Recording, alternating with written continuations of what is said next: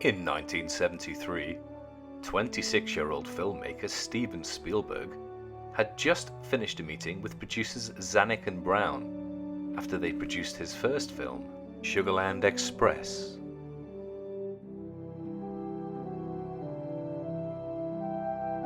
At the end of a meeting in their office, Steven Spielberg noticed a copy of their still unpublished Peter Benchley novel, Jaws.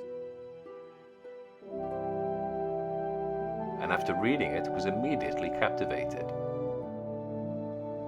He later observed that it was similar to his 1971 television film Duel, in that both dealt with these leviathans targeting every man.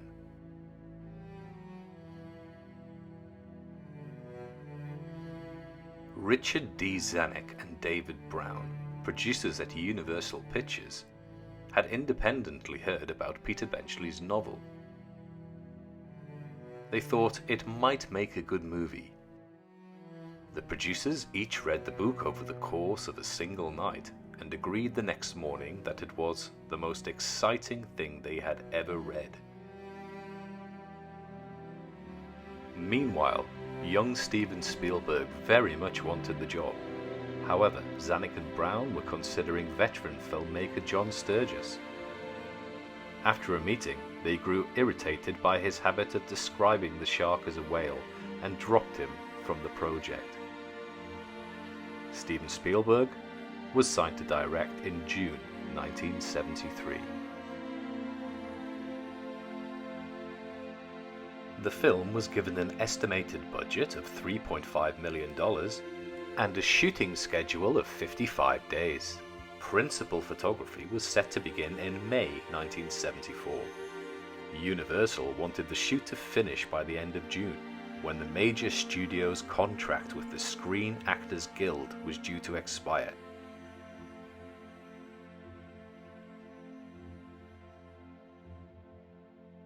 In casting the film, Steven Spielberg decided that he wanted to avoid hiring any big stars. The young director felt that hiring relative unknowns in the roles would help people believe that this was happening to people like you and me. After considering some other actors for the part, Roy Scheider was hired to play Chief Brody. Scheider became interested in the project after overhearing Spielberg at a party. Spielberg was talking about having a shark jumping up onto a boat. Roy Scheider joined in the conversation and was eventually offered the part of Chief Martin Brody.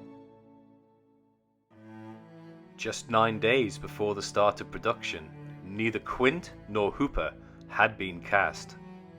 The role of Quint was originally offered to actor Lee Marvin and Sterling Hayden, both of whom declined. Zanuck and Brown had just finished working with Robert Shaw on The Sting and suggested him to Spielberg. Shaw was offered the role and based his performance largely on fellow cast member Craig Kinsbury, a local fisherman, farmer, and legendary eccentric who was playing fisherman Ben Gardner. For the role of Hooper, Spielberg's friend George Lucas suggested Richard Dreyfuss, whom he had directed in American Graffiti.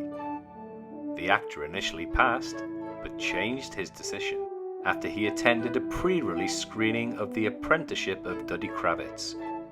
He was disappointed in his performance and thought no one would want to hire him. Once that film was released, he immediately called Spielberg and accepted the role in Jaws.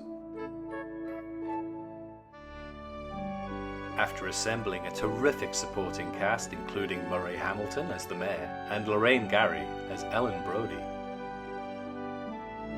principal photography began on May 2nd, 1974, on the island of Martha's Vineyard, Massachusetts.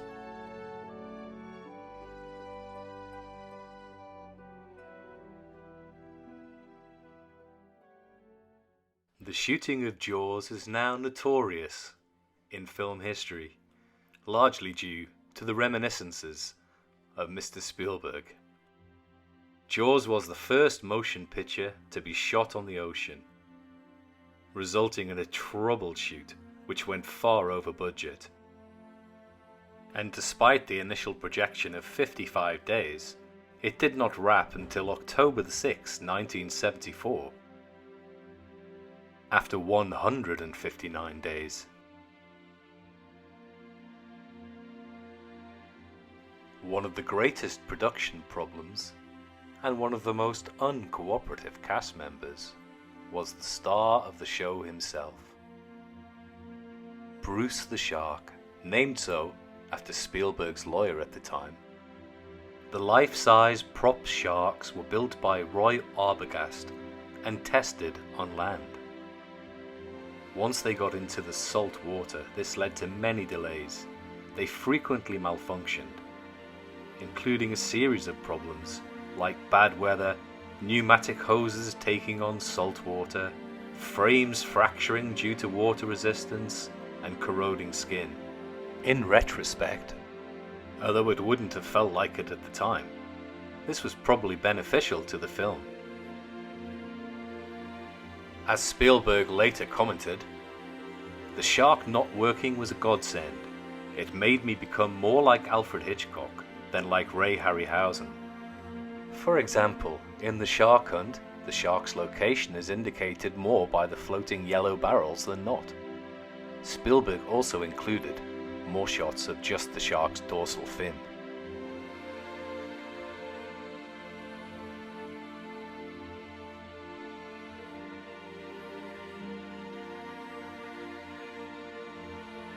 As well as Bruce being uncooperative, Jaws was also plagued with several other production difficulties, including Robert Shaw's alleged heavy drinking, which caused several disruptions to shoots, and an on-off-screen tension between Robert Shaw and Richard Dreyfuss. Arguably, this was orchestrated as part of Robert Shaw's method acting technique. Jaws went on to be the highest-grossing film of all time until Star Wars, which debuted 2 years later. Adjusted for inflation, Jaws has earned almost $2 billion worldwide. The winner of 3 Academy Awards. In the years since its release, Jaws has frequently been cited by film critics and industry professionals as one of the greatest movies of all time. In 2001, the United States Library of Congress selected Jaws for preservation in the National Film Registry, recognizing it as a landmark horror film and the first blockbuster summer movie. Not bad going for a 26-year-old fresh-faced kid making a movie about a big fish.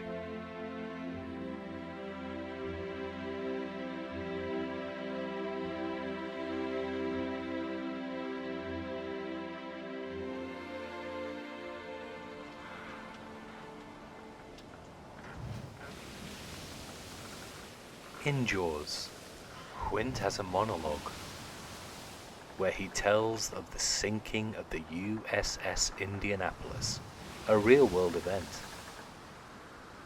The Indianapolis, along with the second real-world event, were the true-life inspirations behind the film Jaws.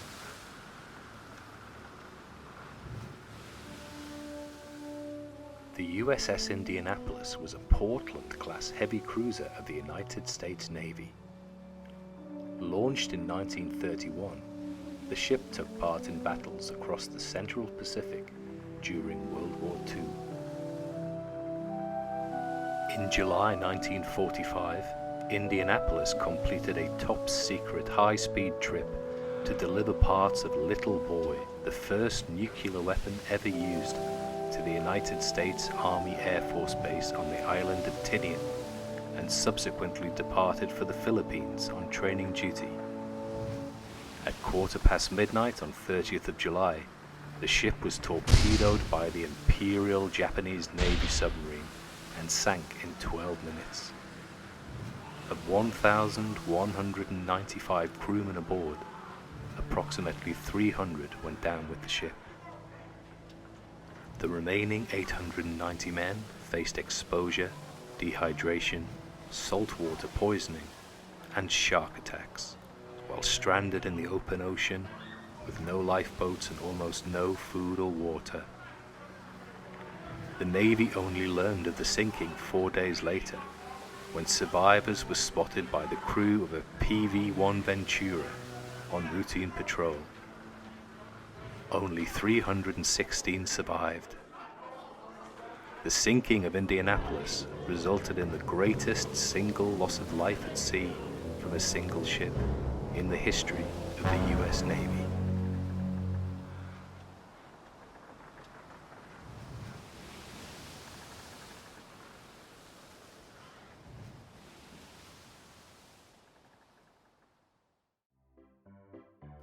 The Jersey Shore shark attacks in 1916 happened along the coast of New Jersey between July the 1st and 12th, in which 4 people were killed and 1 injured. These incidents occurred during a deadly summer heatwave and a polio epidemic that drove thousands of people to the seaside resorts of the Jersey Shore. Since 1916, scholars have debated which shark species was responsible, with the great white shark and the bull shark most frequently cited. The media's response to these attacks was sensational. Many big American newspapers had sensational headlines such as "Shark kills bathers off New Jersey beach." Hundreds of sharks were captured on the East Coast as a result of the attacks. This shark hunt has been described as the largest scale animal hunt in history.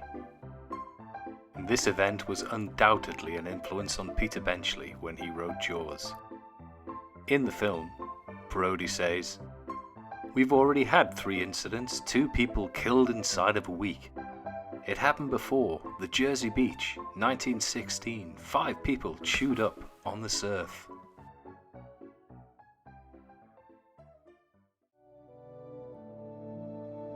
The New Jersey Shore attacks happened 104 years ago. The sinking of the Indianapolis, 75 years ago.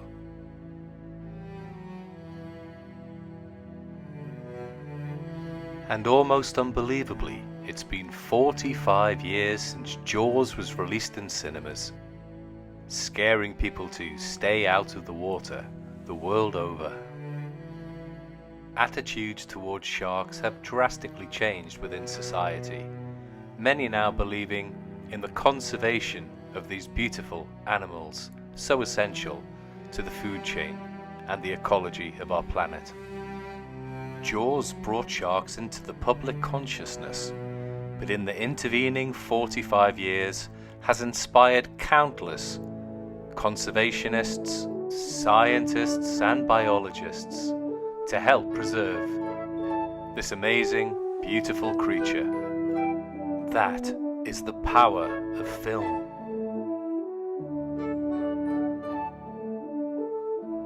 Jaws stands as an enduring masterpiece, loved by generations.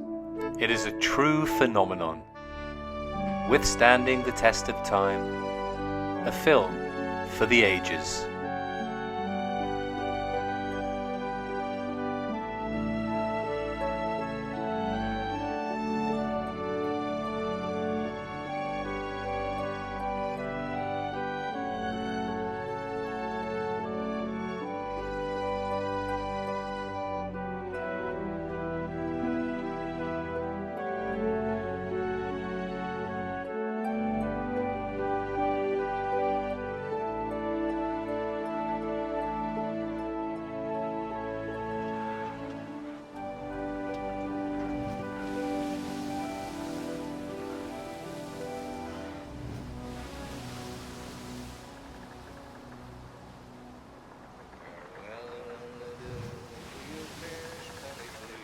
Thank you very much for joining us today on our episode devoted to Jaws. We hope you enjoyed it. If you did, please give us a like and subscribe, and take it easy.